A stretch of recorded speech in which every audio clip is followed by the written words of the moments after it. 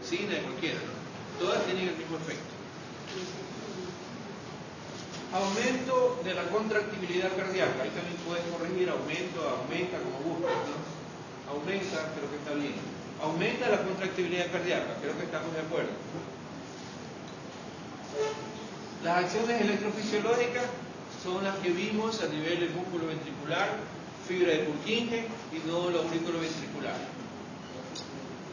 Disminuye la frecuencia sinusal, lo acabamos de decir. Aumenta el automatismo de los focos ectópicos automáticos a nivel de la fase 4, también ya lo hemos mencionado. Prolonga el periodo refractario a nivel del nódulo auriculoventricular, también lo mencionamos. Acorta la duración del potencial de acción y el periodo refractario a nivel auricular y ventricular, aquí lo mencionamos. Puede ser café y lo une.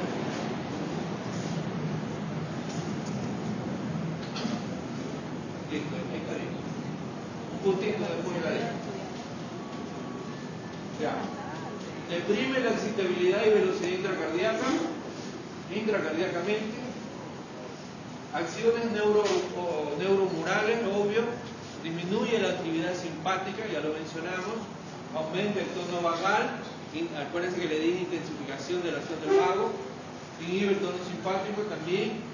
Y reduce la actividad de la renina plasmática, que es un valor agregado que tiene la digoxina. Aquí resumimos en parte la farmacodinamia a nivel cardíaco de la digoxina o de cualquiera de los fármacos, ¿no? ¿Sí? Este es el mecanismo de acción. El mecanismo de acción de los cariotónicos es actuar sobre el receptor. ¿El receptor de qué? De los cariotónicos. ¿Cuál es el receptor de los cariotónicos? La ATPase dependiente de sodio y potasio. Ese es el receptor. Tiene que unirse el cariotónico a ese receptor. Luego de la acción del receptor van a haber algunos cambios, ¿no? Va a haber un aumento del nivel del sodio al interior de la célula. Se produce una activación sodio-calcio con mayor presencia, con menor salida del calcio a nivel de la fase 2 o meseta de repolarización. O sea, hay bastante cantidad de calcio en el interior de la célula. Aquí lo hacemos evidente. Aumenta la cantidad de calcio intracelularmente. Y el corazón tiene dos enzimas, la actina y la miosina, que son contráctiles.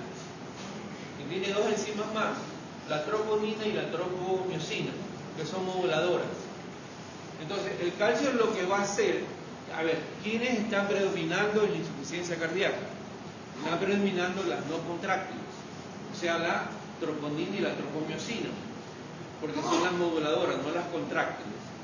Entonces, lo que hace el calcio es adherírsele, juntársele a una de las dos proteínas moduladoras, a la troponina. O sea, el calcio lo que hace es desbaratar la unión troponina-tropomiosina que impide una buena contracción por la actina y la miosina. Entonces, de esa manera, bloqueando la troponina y la tropomiosina, indirectamente siempre, la actina y la miosina van a producir una mayor fuerza contráctil y se va a producir el efecto terapéutico de los cariotónicos, que es aumento en la fuerza de contracción sistólica o el principal efecto terapéutico. También se puede dar con mucha droga, con mucha dioxina, ya los efectos no deseados. Y los efectos no deseados también conllevan un aumento de la concentración del calcio, pero que va a generar una activación de los marcapasos latentes, marcapasos ectópicos. Y esto va a generar potenciales tardíos y el efecto tóxico y todo lo que les mencioné anteriormente que se puede presentar: bloqueo, taquicardia ventricular, extrasístoles, fibrilaciones ventriculares. Por este mecanismo de acción, por dosis más elevada. Siempre van a actuar a nivel del receptor ATPasa dependiente del sodio o potasio. Bien. Dejamos a un lado la farmacodinamia, ¿no? Y vamos a ver ahora la farmacocinética, que tiene que ver con los niveles de absorción. Ahora sí vamos a hablar casi de cada uno de ellos, ¿no? Del nivel de absorción de los más importantes periotónicos. Fíjense ustedes que el que mejor se absorbe es la digitoxina,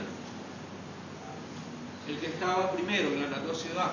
Por eso, digitoxina 100%, digoxina, que es el que más se utiliza, 67%, polvo de la digital 20%, galactósido C, que estaba acá, 25%, acetildigitoxina 66%, acetildigoxina 70% y medigoxina 95%. Esos son los niveles de absorción de los cardiotónicos cuando son administrados. El comienzo y la duración de la acción. Comienzo y la duración de la acción de los cardiotónicos. Acuérdense, les mencioné la bobaína. Bueno, es el que más rápido actúa, 5 o 10 minutos después de ser administrado por vía intravenosa, más o menos dura 36 horas. Estos son fármacos de vida media bastante largos. 5 días el desgranócido, dura 35 días y se inicia más o menos 10 y 30 minutos. Digoxina 15-40 minutos, dura 6 días. Y digitoxina se inicia 30 a 120 minutos y dura aquí a mano. Podemos cambiarle 2 a 3 semanas. 2 a 3 semanas.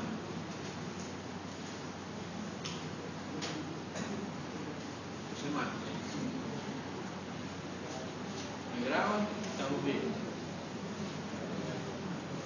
Los efectos de la medigoxina se inician más o menos a los 15 minutos y el resto más o menos lo hace en 2 horas. Los otros cardiotónicos. Y el efecto se produce generalmente a las 2 horas después de administrar el medicamento. El que inicia la acción no quiere decir que esté en el pico más alto. Sigamos. Farmacocinética. Dioxina, buena absorción, biodisponibilidad. Uno de los medicamentos que más se utiliza para decir este medicamento es bueno y el que no es bueno es la dioxina. Algunos tienen una buena biodisponibilidad.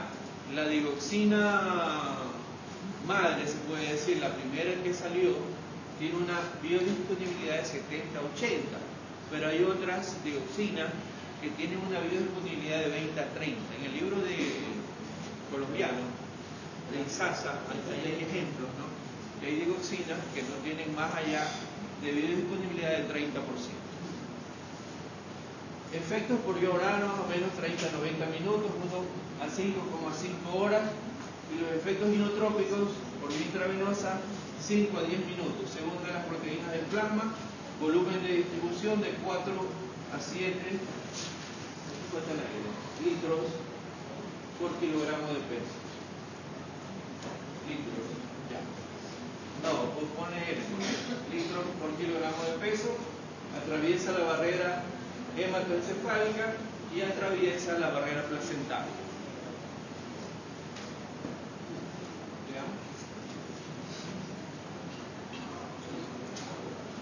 Se acumula, inicialmente se acumula en el corazón, ¿no? Va al riñón, al hígado, 5 a 10 veces, a 50 veces más que en el plasma, pero eso en realidad para nosotros no es tan importante, porque para nosotros lo más importante es cuánto hay de digoxina en el plasma. Si nos dicen que hay un microgramo por ml, estamos con efecto terapéutico. Si nos dice que hay